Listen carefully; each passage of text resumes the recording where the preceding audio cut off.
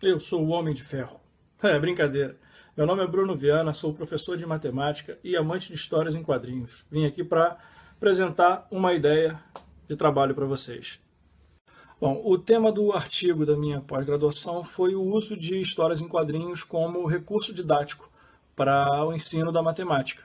Foi feita na faculdade FEUC, em Campo Grande, e orientada pela professora Gabriela Barbosa. A proposta da pesquisa é estimular o pensamento crítico utilizando as histórias em quadrinhos para o ensino da matemática.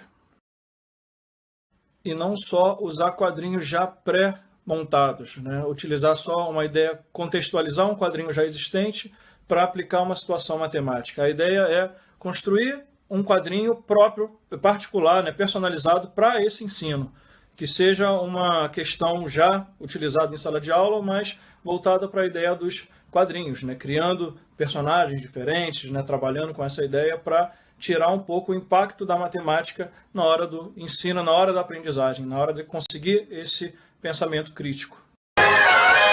Por eu gostar muito de história em quadrinhos, principalmente de super-heróis, as nacionais também, eu pesquisava e achava muitos quadrinhos que me interessavam, mas que eram de super-heróis, outros personagens, que acabavam não se encaixando na ideia que eu queria fazer, de colocar, transportar aquele universo para a ideia do ensino e junto da parte da matemática, que é onde eu acabo atuando. Dentro das pesquisas que eu fiz, eu encontrei muitas utilizações dos quadrinhos em sala de aula, até não só em matemática, mas eram quadrinhos já existentes. Então, eles só pegavam, contextualizavam a ideia do quadrinho numa ideia, né, já a ser trabalhada. Não tinha aquela coisa de construir um quadrinho, né, construir uns personagens para aplicação exata do que se quer trabalhar ali. Só pegavam uma ideia já montada, né, e trabalhava em cima daquilo dali. Porém, a proposta era mais você partir do zero, uma produção completa. Pegar um quadrinho, construir uma ideia de personagens, né, que as pessoas às vezes conheçam, né, alunos, ou então professores, né, podem ser pessoas do próprio convívio daquele ciclo que esteja ali trabalhando, e trabalhar em cima daquilo ali, colocar uma produção, né, desenhar pessoas com aquelas características ali e incorporar isso dentro da história. Para fugir da criação desses personagens já conhecidos, como Super-Homem, Homem-Aranha, Batman, Shazam, né, Jovens Titãs, eu decidi criar os meus próprios personagens.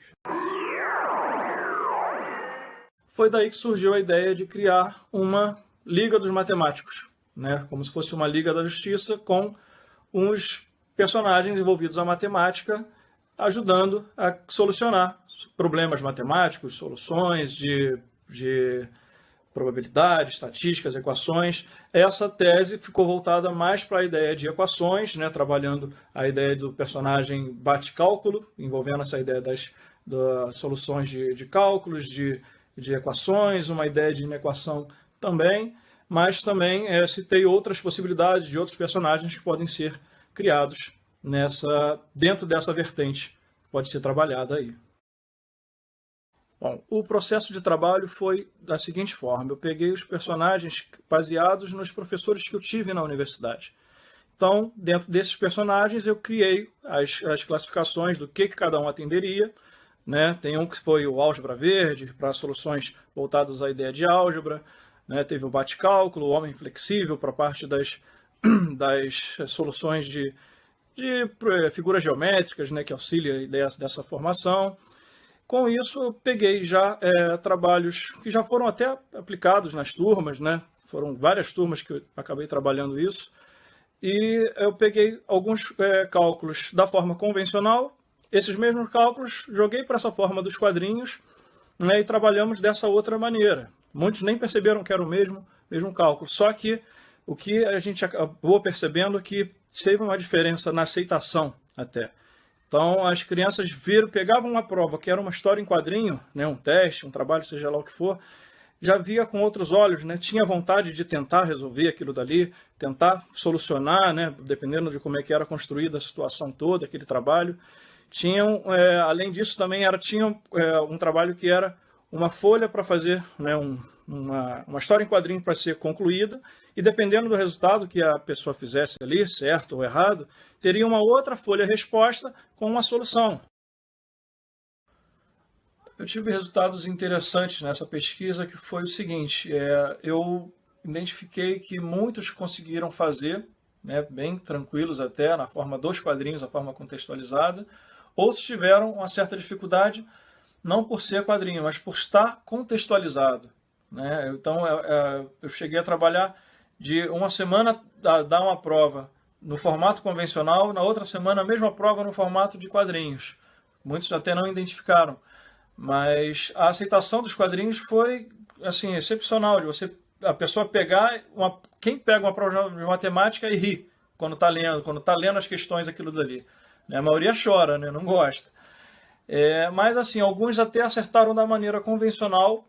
Por quê? Porque já estão em cima daquele processo ali, fazem sempre da mesma maneira, estão acostumados com aquilo dali. Quando vai para uma maneira diferente, que às vezes até auxilia mais, né, pode contextualizar em outras situações, em outras disciplinas também ajuda isso, sente uma certa dificuldade porque acha que só aquele processo é o processo, né, de resolução, que também não está errado, que é o processo mais utilizado sempre.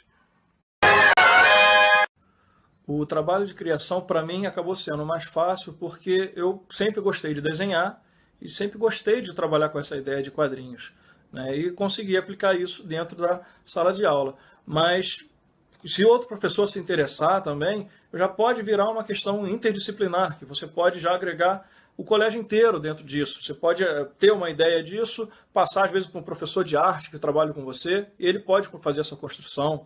Eu tenho outros projetos envolvendo história em quadrinhos que se encaixa também com a parte interdisciplinar, com professores de redação, de história, que aplicam histórias em quadrinhos. A gente constrói até revistas em quadrinhos em cima de redações de crianças e tal. Então a utilização dos quadrinhos pode ser um forte aliado, né, para a educação e aumentar o conhecimento de todos. Vida longa e próspera para todos. Valeu!